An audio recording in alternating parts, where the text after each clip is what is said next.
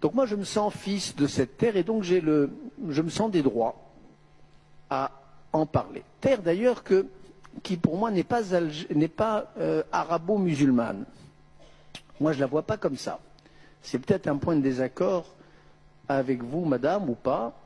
C'est une terre arabe, c'est une terre musulmane, mais c'est une terre juive, mais c'est une terre un peu gréco-romaine, et c'est une terre française, pas par la colonisation, qui est une horreur et une abjection, mais par ce brassage des cultures dont certains aimeraient bien en Algérie ou effacer les traces.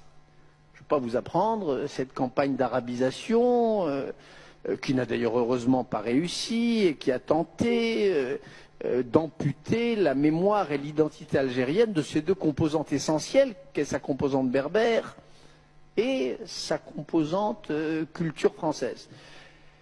Donc moi je me sens fils de cette Algérie-là, de cette Algérie grande aussi parce qu'elle fut cosmopolite. Et celui-là qui vous parle, ben, il a aussi des problèmes avec l'Algérie. Et je vous disais que j'avais mal à la France quand je voyais comment elle vivait sa mémoire algérienne. J'ai mal à l'Algérie quand je vois la manière dont elle traite sa propre mémoire.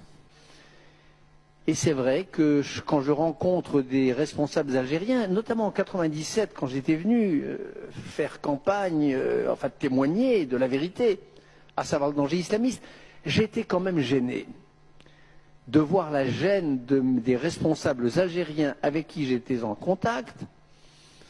Quand je leur parlais, vous dites l'unité, quand vous étiez tous unis, oui, mais enfin, l'élimination des messalistes, les différends politiques, politico-militaires avec les messalistes, ça existe.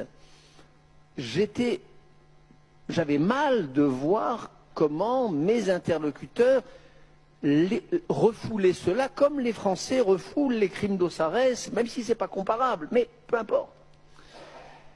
Les harkis, les 15 000, 20 000, 30 000 harkis, je ne sais pas, renvoyés d'ailleurs par les Français avec un cynisme effroyable, et dont on connaît le sort qui leur fut réservé dans la fièvre et les lendemains de l'indépendance et de la révolution.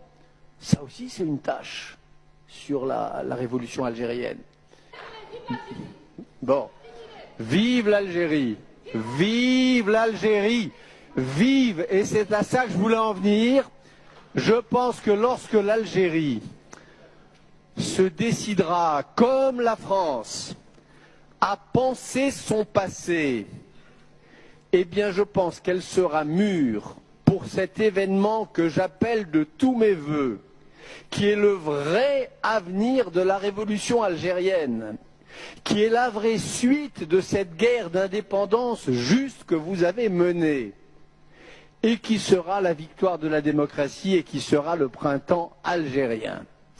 Moi, ce que je souhaite, en tant que Français, et en tant que Français lié par toutes les fibres que je vous ai dites à l'Algérie, ce que je souhaite, c'est que le travail de mémoire, le travail de discussion politique, le retour sur soi permettent que l'Algérie rejoigne, mais avec une maturité bien plus grande, avec une culture politique immense et incomparable dans la région, qu'elle rejoigne le grand mouvement des printemps arabes, par rapport auquel, pour l'heure, la grande Algérie, qui a montré la voie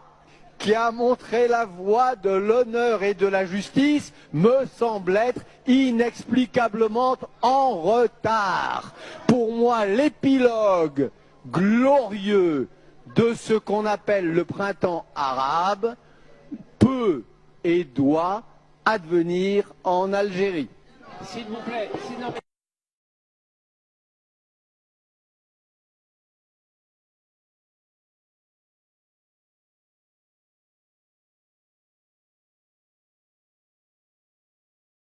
Est-ce que ces bouleversements dans les révolutions arabes, et notamment en Libye, ne menacent pas la stabilité de l'État d'Israël?